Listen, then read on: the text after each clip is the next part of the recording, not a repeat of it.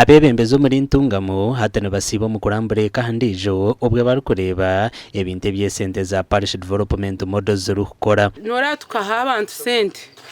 so za parish development model so tugizire ngo bwiro bw'abantu bamara ne sente za parish development model twine kugaruka nyuma tukareba n'amazima abantu bakatunga sente kandi kubazitungire hine kiziriyo nzikora ninga noruhuzi. Last year tukahereza abandi abantu sente in every parish konka twayenda ngo tugende tubanze turebe bari abo kumanza butandize kuha sente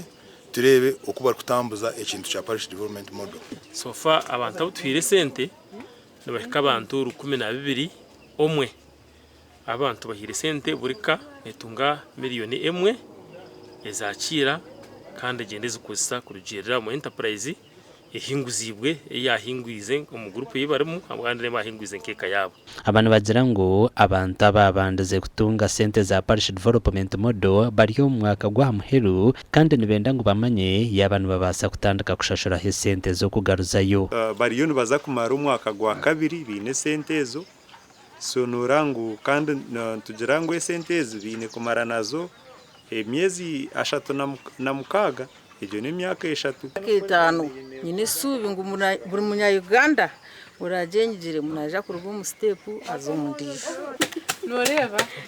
bamwe habatungire sentezi nebasima government bithina bamwe abaguziremo amatungo gakafa aganda bakagiba na comparinga nenye mantakabwine sente za PDM